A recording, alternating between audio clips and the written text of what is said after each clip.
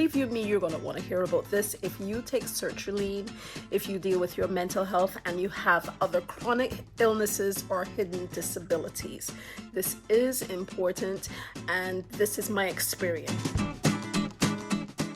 Just because I go through certain things doesn't mean that you will, but it is good to highlight things, because then if you go through these things or something similar, at least you'll know that you're not alone. I'm talking about my gastrointestinal issues, and as of right now, I've been going through some TMI type stuff for 2 weeks straight, and that includes, but is not limited to, cramps, change of my quote-unquote habits. It has become quite a challenge. I was very positive about the whole thing. Yes, I started 100 milligrams of sertraline. I wasn't getting any other side effects, but my stomach started to bother me. Not with nausea, but the other thing. And I said to myself, okay, fine. It's just that my body's getting used to it. It will pass. And because I had been feeling better otherwise regarding my mood, yes, I still had my ups and downs, but it was more definitive. I was finally feeling what others were telling me that I would feel once I got the right dosage for me. And I began thinking that 100 milligrams is in fact for me. I still feel that way, which is why all of this has me really sad right now, because this situation has been ongoing for 2 weeks. The lack of appetite that I had from the very start is still there.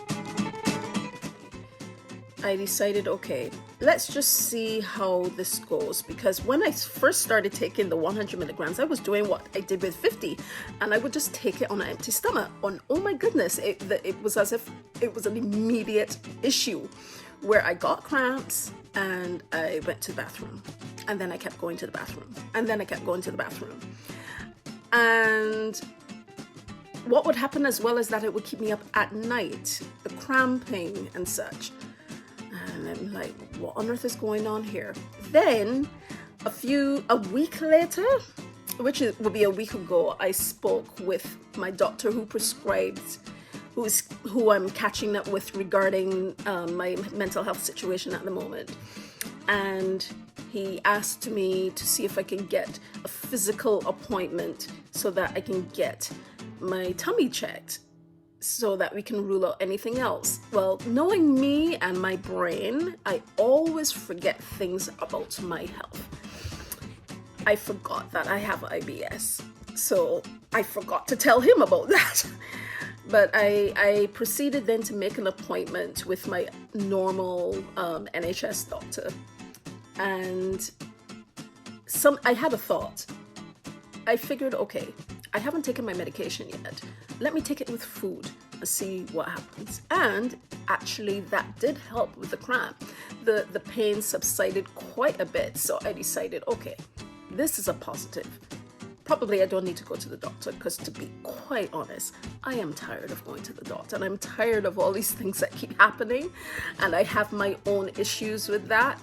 So I guess trying to be hopeful, I canceled that appointment and I started eating when I am taking the medication, and also I changed the time, and I've been experimenting with what time of day I should be taking this medication.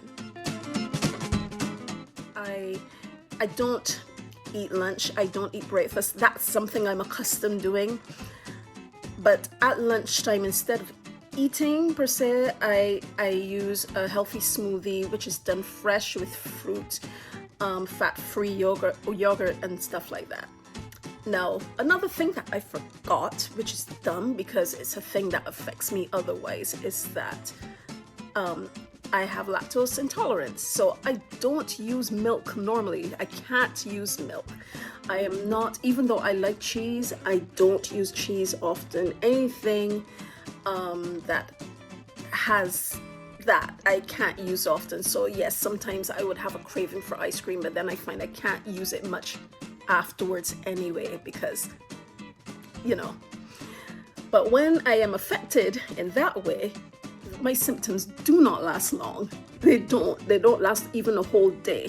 As long as I stop what I'm doing and I take something with fiber, I am pretty good.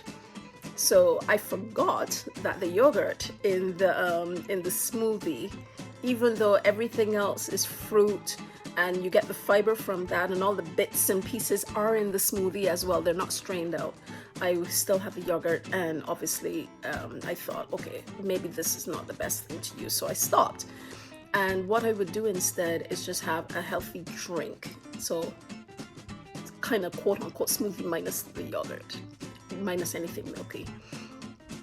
And that, to be honest, was enough for me because, as I said, I don't have much of an appetite. So I've been trying with that and thinking, oh, they seem maybe to be changing for the better, very slowly, but probably. Still living in hope. But no, it's not really changing. It's not. I'm going all the time. I had one night before last where I actually slept straight through the night. But what I started doing is that when I'm in pain, I focus on getting through the pain and keeping everything in so I don't have to get up, because goodness knows I'm tired going. So then I make myself go back to sleep. But because of the sertraline and how they make your dreams so vivid, I literally started dreaming about doing that number 2 properly in a normal circumstance. So I would jump up out of my sleep thinking and feeling as if I'm actually doing it in person, and then would have to fly to the bathroom. I am at today, which is 2 weeks since I started sertraline 100 milligrams, and I still have this problem. Now, I think that sertraline could have activated the issue, but I don't think it is 100% to blame, because I've already had stomach issues. I had IBS, I've had ulcers, I have an irritable, I have a hiatus hernia. Why on earth didn't I think about all of this? I have strange reactions to certain foods that I definitely cannot eat. If not, I'll be completely ill. But thankfully it would only last a day and not go on like this. But this has been quite the ride. So what is going to happen today is I finally remade the appointment to go to the doctor. I am going in a few hours. I will get that looked at. I have my mental health appointment tomorrow, so then I'll be able to let him know how things are going on, have gone today during my appointment. And if you remember from a few episodes back, I mentioned that my mental health doctor has referred me to a psychiatrist. And today I finally found someone that I would be able to have appointments with, and that person does video calling, which is fine for me. So I am going to get that sorted as well. So I managed to achieve some things today, and I'm really proud of myself for that. Is still up and down. It is better than it was before, but what I had done yesterday and possibly 2 or 3 days ago is not take my tablet, because I couldn't take it anymore. But it didn't really change anything at all. I literally eat, and a little bit later it's as if you pour something through a tube and it comes out the other end. So I can't live like that anymore. Again, sorry that this is TMI, but this is how it has gone.